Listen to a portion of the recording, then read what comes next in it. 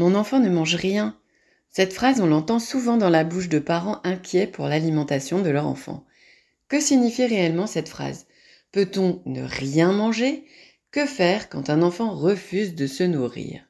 Les troubles d'alimentation de l'enfant sont un motif fréquent de consultation médicale, quel que soit son âge.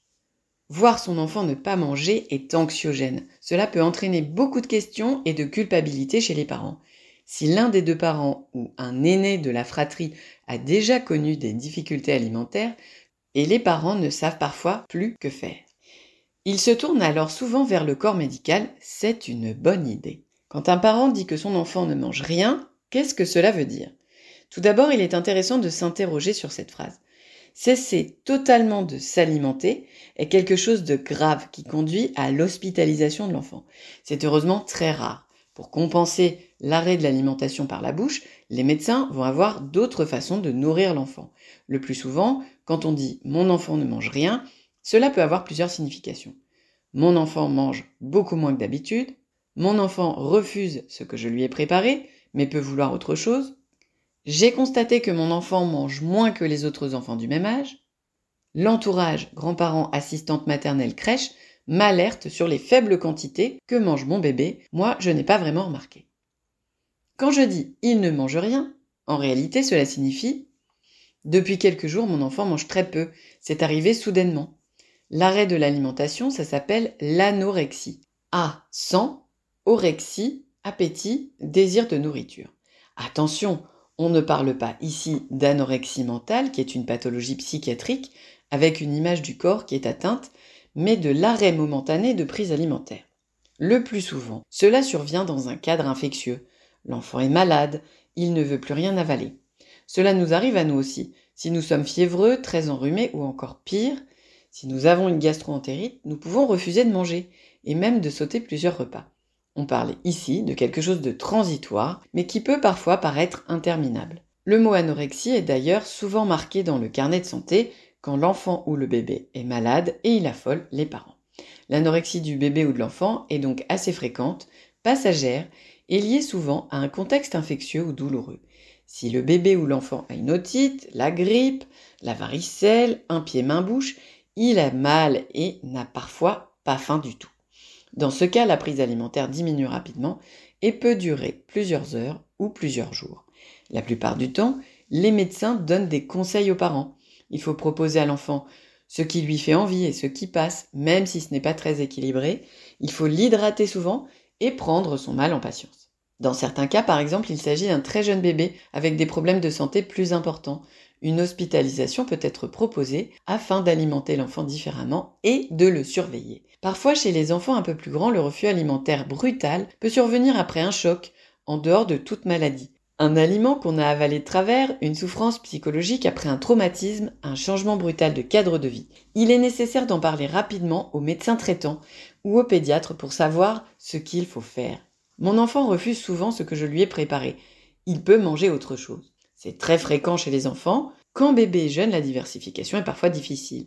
Quand il grandit, il peut devenir très sélectif et vouloir choisir lui-même ses menus. Il va être parfois très pénible et ses refus alimentaires inquiètent ses parents, qui ne savent pas s'ils doivent forcer l'enfant ou le laisser choisir. C'est aussi un peu frustrant quand on a passé du temps à cuisiner un bon petit plat, de voir qu'un enfant ne veut pas y toucher. La plupart du temps, l'enfant va se rattraper sur quelque chose qu'il aime. Il n'est pas rare que le parent donne 2 desserts si le plat a été refusé et que l'on retrouve un enfant en train de grignoter des gâteaux peu de temps après avoir boudé son dîner. Certains enfants vont pouvoir rester presque à jeun devant une assiette de haricots verts puis dévorer, lors du repas suivant, des coquillettes et un dessert au chocolat. Parfois aussi, quand l'enfant est très jeune, les repas diversifiés qui ont été refusés sont compensés par de nombreux biberons, ce qui rassure les parents, mais coupe aussi un peu l'appétit pour l'alimentation solide. Si la situation perdure et impacte l'ambiance autour des repas, il est nécessaire d'en parler au médecin généraliste ou au pédiatre. Un accompagnement en orthophonie est parfois nécessaire afin de déterminer s'il s'agit d'un trouble alimentaire pédiatrique ou d'une phase normale du développement de l'enfant et de savoir comment réagir de façon adaptée. Mon enfant semble moins manger que les enfants de son âge. Il est difficile, mais fréquent, de comparer l'alimentation des enfants. Dans une même famille, on a de gros mangeurs et des appétits d'oiseaux, des personnes qui aiment les féculents et d'autres qui pourraient se nourrir exclusivement de légumes. La quantité qu'on recommande à un âge donné est indicative, et les publications trouvées sur Internet peuvent inquiéter les parents. Le site parle de 240 ml de biberon, et mon bébé n'en boit que 180. Il a peut-être un problème. Normalement, un enfant de cet âge mange 50 grammes de viande par jour, le mien n'en prend que 30. Est-ce dangereux? Les recommandations sont importantes pour donner un ordre de grandeur, mais à prendre avec précaution, chacun a des besoins différents. Il existe des profils alimentaires variés dont certains qu'on qualifie de petits mangeurs et qui ne sont pas pathologiques. La croissance de l'enfant est un bon indice. Si elle est régulière et que les repas se passent globalement bien, alors la plupart du temps il n'y a pas lieu de s'inquiéter, même si l'enfant mange peu. Le profil petit mangeur, parfois appelé picky eater, est une particularité mais pas une maladie. Un enfant petit mangeur ne pose généralement aucune inquiétude médicale quand il continue à bien grandir et à développer toutes ses compétences. En revanche, si la courbe de poids et ou de taille change de couloir, les parents doivent en parler avec un professionnel de santé. Il y a de nombreuses raisons d'avoir des changements de courbe. Un médecin généraliste ou spécialiste est un bon interlocuteur en première intention. Une courbe qui descend doucement, mais nettement, est parfois un signe d'alerte. En fonction de ces observations, s'il y a une inquiétude légitime, il existe des solutions. Un bilan nutritionnel par un diététicien, des bilans biologiques, une recherche d'allergie, un bilan orthophonique et autres.